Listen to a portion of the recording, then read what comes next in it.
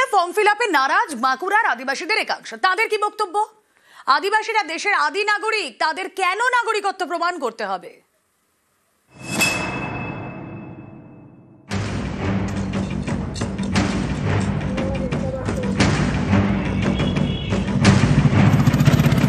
বাঁকুড়ার রানীবাঁধ ব্লকের রাউতোরা গ্রাম পঞ্চায়েত। এখানকার ভেদুয়াশোল সহ বেশ কয়েকটি গ্রামে আদিবাসীদের বাস। তাদের বাড়িতে এসআইআর ফর্ম বিলি করেছেন বিএলও, কিন্তু আদিবাসীদের একাংশ এসআইআর ফর্ম ফিল আপ করতে নারাজ। তাদের যুক্তি, আদিবাসীরা এদেশের আদি নাগরিক, তাই আলাদা করে নাগরিকত্ব প্রমাণের দরকার নেই। আমি নিজেও ফর্ম ফিল আপ করিনি, কারণ আমি মাঝি সরকারের কার্ড ধরেছি। এই দেশে দু ধরনের সরকার রয়েছে, একটা মাঝি সরকার আর একটা গণতান্ত্রিক সরকার। তো আমি ভুলবশত আমি কার্ড ধরেছিলাম, 95 সালে ভোটার ধরেছি, আধার ধরেছি, প্যান কার্ড ধরেছি, আরও অনেক কিছু। এটা সিটিজেনশিপ, যেটা বুঝতে পারলাম যেদিন থেকে না এই সিস্টেমে গেলে তো আমার এই দেশ, আমি তো বাইরে থেকে আসিনি। এসআর ফর্মটা আমরা ফিল আপ করিনি এই কারণে, আগে কিন্তু আমরা আমাদের আদিবাসীর যে অধিকার এগুলো আগে আমরা জানতাম না। এখন যে আমরা দেখলাম যে আদিবাসীর যে অধিকার, যে আদি যুগ থেকে যে এই দেশের আমরা রাজা লোক, আমরা যে বসবাস করে এখন আছি, যে আমরা বলছি এই ভারত একটা দেশ, কিন্তু না, আদিবাসীদের দেশটা হচ্ছে গোডমানা দেশ। আর তোমরা যদি ফর্ম ফিল আপ না করো, তোমরা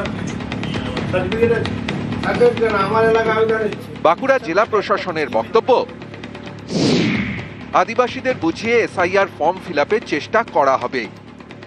রানীবাঁধের এই যে 30-40টি পরিবার যে সমস্ত কথা বলছে, সেটা কিন্তু নিশ্চিতভাবে একটা ষড়যন্ত্রের শিকার হয়েছে তারা।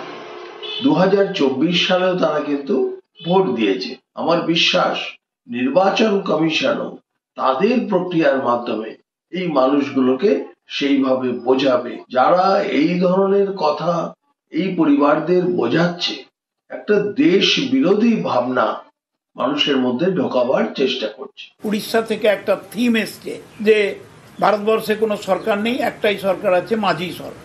তো ওটা আমরা ট্যাকেল করছি, দেখছি। যারা বা যে ওদের মাথায় এই ভুল তথ্য পরিবেশন করে ভারতীয় নাগরিকত্বকে অস্বীকার করে মাঝি সরকারের আনুগত্য কথা বলছে, সেটা প্রশাসন দল আমরা খুব দৃষ্টি রেখে আমরা পর্যালোচনা করছি এবং প্রয়োজনীয় ব্যবস্থা গ্রহণ করব।